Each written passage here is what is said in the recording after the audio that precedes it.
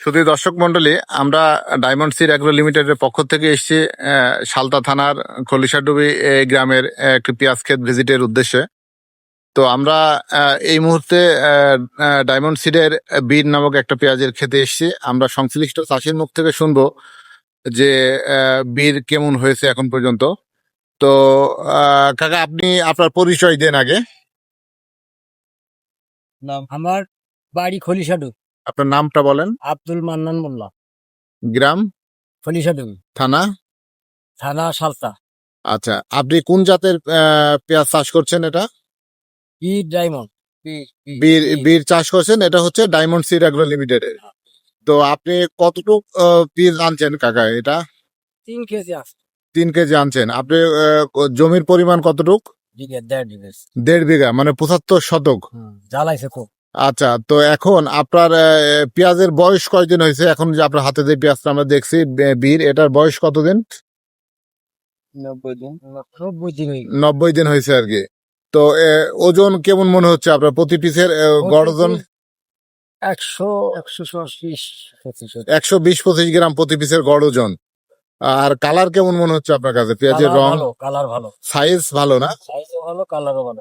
আচ্ছা, আপনার এখন এই আপনার এলাকায় তো আশপাশে যে জমি আছে বিভিন্ন কোম্পানির বিভিন্ন জাতের চাষ করছে চাষিরা। তো অন্যান্য জাতের থেকে এই ভালো। বীজ জাতটা কেমন মনে হচ্ছে আপনার ভালো কাছে? হয়েছে, সবাই বলতেছে। সবাই বলতেছে, অন্যান্য চাষিরা বলতেছে আপনার এই বীজ জাতটা সবচেয়ে ভালো হয়েছে।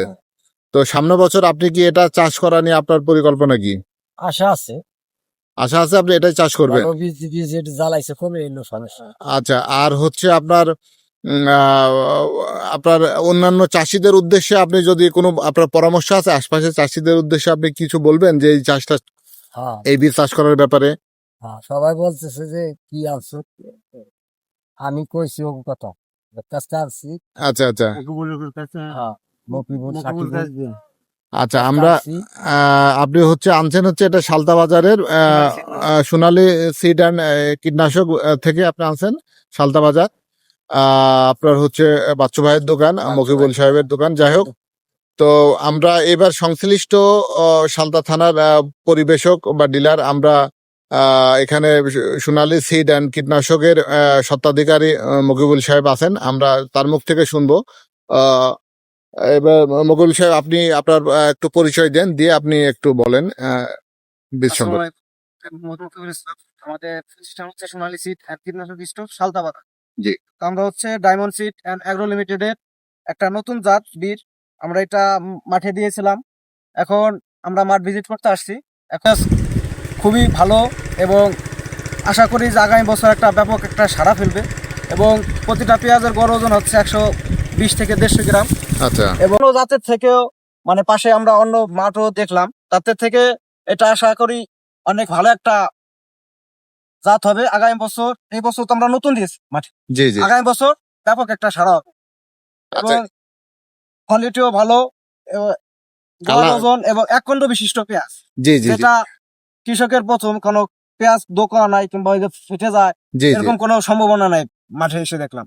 আচ্ছা, এজন্য আশা করা যায় যে আগামী বছর বীর একটা ভালো একটা সাড়া ফেলবে সাড়া ফেলবে। কৃষক পর্যায়ে। তো আপনার চাষিদের উদ্দেশ্যে আপনার পরামর্শ থাকবে হচ্ছে যে বীজ সম্পর্কে আপনার কি পরামর্শ থাকবে চাষিদের উদ্দেশ্যে? চাষির উদ্দেশ্যে একটাই পরামর্শ যে সার ঔষধ আনুষঙ্গিক খরচ সবই এক, জি কিন্তু আপনারা যদি নিম্নমানের বীজ ক্রয় করেন তাহলে আপনার ফলন কমে যায়। জি জি। যদি একটু ভালো মানের বীজ ক্রয় করেন, যেমন বীর আছে, বিগ ডায়মন্ড আছে, আর যারা আগাম জাত করতে চায় তাদের জন্য হীরা বেগম আছে, জি আরো কিং ভ্যারাইটি আছে। তাদের জন্য যদি করেন যে না, আমরা একটু ভালো ট্রাই করবো, তাহলে বিগ ডায়মন্ড এবং বীর একটা তাদের জন্য একটা সুন্দর একটা পরামর্শ হবে জি। এবং তাদের ফলনও অনেক ভালো হবে। না, আপনি বলতে চাচ্ছেন যে আসলে টাকার দিকে সাশ্রয় না চিন্তা করে একটু ভালো জাতের ভালো মানের বীজটা ও চাষি চাষ করার জন্য যাতে ফলন বেশি হয় আর কি, এটাই হচ্ছে আপনার চাষিদের উদ্দেশ্যে পরামর্শ। তো ধন্যবাদ সোনালী বীজ এবং কীটনাশক সিডের স্বত্বাধিকারী মোহাম্মদ মকিবুল ইসলামকে, এবং ধন্যবাদ অত্র এলাকার চাষি। এবং আমরা যে ক্ষেতটা ভিজিট করলাম, চাষি অত্যন্ত আনন্দিত এবং আমাদের ডিলার যে অত্যন্ত খুশি যে বীজ জাতের যে পেঁয়াজটা চাষ করছে এটা খুবই চমৎকার রং, কালার এবং ওজন যা, এবং যে 1 পন্দ বিশিষ্ট। তো সামনের বছর এর বীজ নিয়ে একটা অত্র এলাকায় ব্যাপক এটা আলোড়ন সৃষ্টি করবে, এটাই আমাদের প্রত্যাশা। ধন্যবাদ। আসসালামু আলাইকুম।